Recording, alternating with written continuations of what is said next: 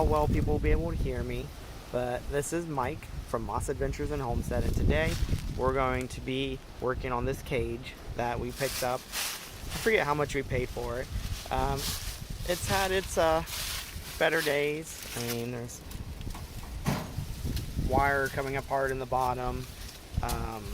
We used this temporarily before, but we're going to make it so it stays better. But these little 1/2 by 1/2 square wire, I got to get out of here. It will not let rabbit stuff fall through. So I want to come through here and cut this out and replace it with some 1 by 1.5 wire. On the sides, I'm going to leave it. It's fine on the sides. And I'm just going to make sure everything looks good. So then when Mama Jean and Moonlight's babies get bigger, we have some available cages to put them in. And we're going to be doing this in 40-mile-an-hour winds. So it's going to be a fun day. Right, Maddie? Alright, we're going to jump into it. Alright, so my plan of attack, I kind of got the camera sitting here so maybe you guys can see. I got my Craftsman angle grinder. The way this cage is built is they put the floor in and then they built the cage around it. So what I'm going to have to do is I'm going to cut along the edges here to get this wire out. On the front and back, it's just staples, so I should be able to pull it out with a hammer after that. I might also, if I end up using this for adult rabbits, replacing this with solid wood. Just so they can't get to each other through the wire. So let's see how well this works out. I haven't tried this yet.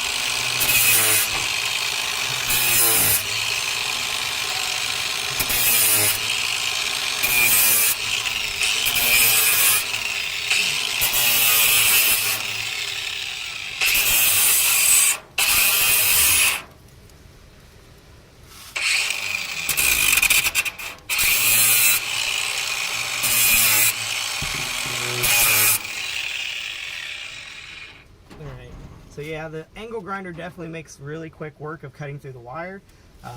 So my plan is, you can kind of see it, since it's going to be a straight shot down, I'm going to put a 2x2 across on each corner, so then I have something to staple the new wire to, just so that I have a nice good base for the new wire. So the rest of this I'll do in a time lapse, just so that you guys don't have to watch me work the whole time.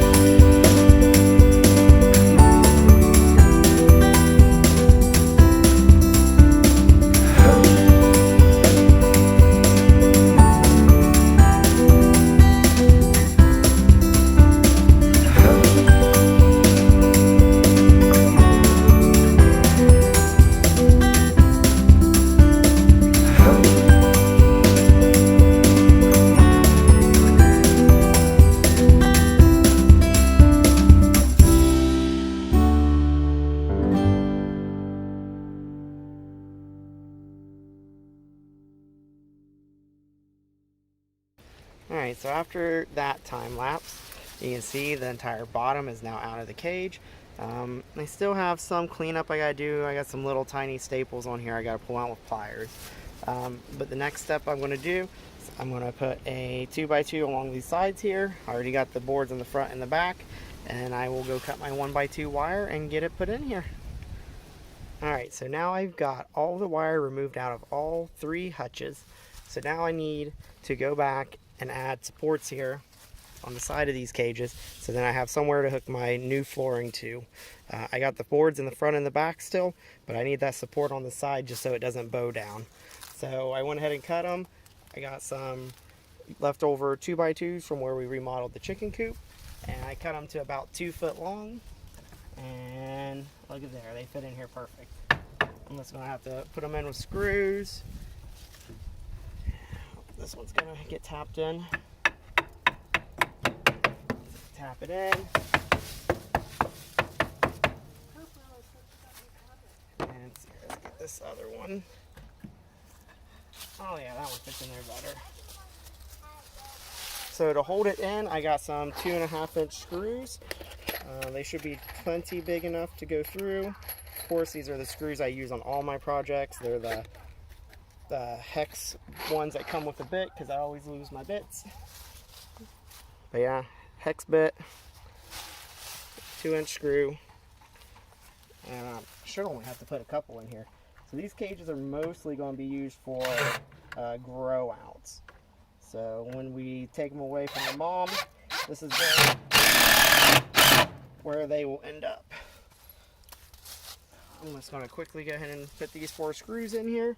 I will not film me doing the rest. Kind of repetitive, and unless people want to see repetitiveness, but I never did. There's that one. So then after this, the next step will be measuring and cutting my 1x2 or 1.5-inch wire for the bottom of the cages.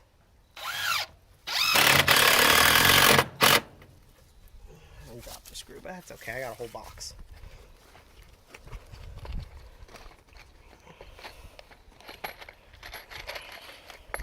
Bad thing about these screws is when you're working outside, they're green. So I tend to lose a lot of them.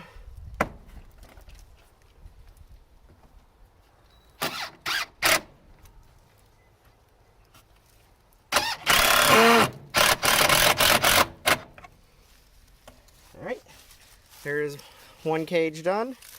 You can see I got the border all the way around it now.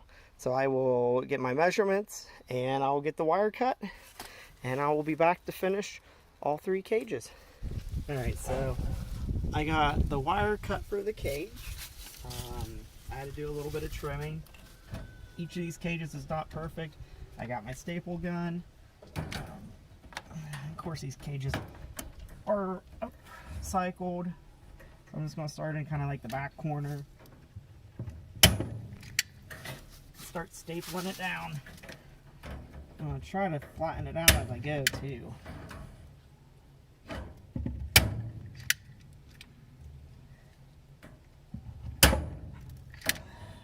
And this is a new staple gun that I haven't used before, so I'm trying to get used to it too.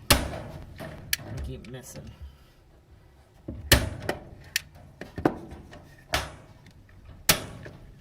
Alright, there's the back.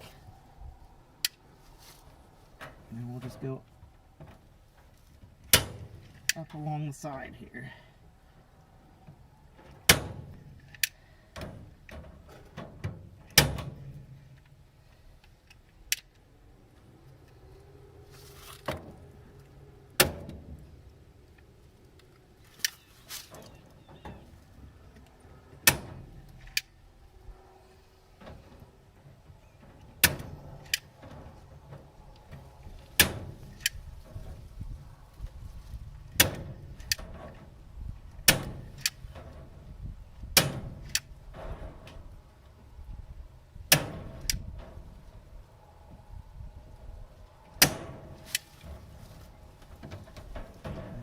Missed a couple of these. I'll have to redo them. Alright. So we'll go down this side over here.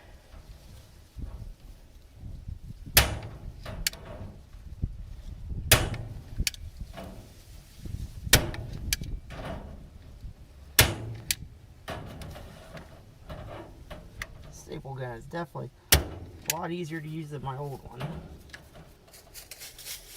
But It's got such a wide base on it, it's hard to see where you're stapling at.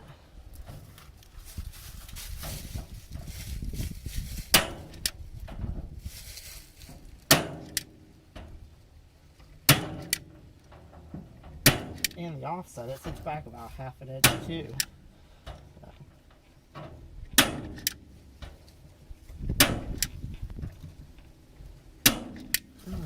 This one cage done. I might go back through with a couple heavier duty staples and put in here, but this is just going to be for grow outs for now, so this will hold up pretty good. So I'll go ahead and staple the rest of these and I'll call it done today and move on to my next project.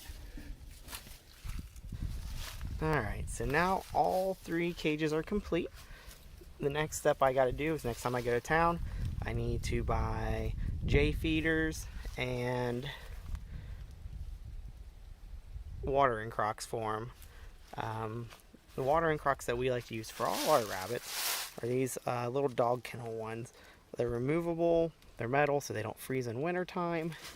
Now these J feeders came from Rural King. I like them pretty good. They got like a nice lip around them so water doesn't get in. We've also, I come down here to Wrangler and Gene. When we first got rabbits, these are the ones from Tractor Supply. As you can tell, there's not a very good lip on them. Definitely lets water and stuff in, so we really have to watch their feet on wet days. You can see Mama Jean's baby back in there. But we do have a new farm store in town, Family Farm and Home, so I might see what they carry. That is where we get our rabbit food at, so we'll have to run to town to see what all I can find.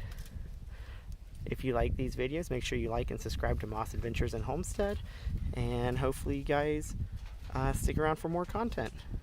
Thanks for watching.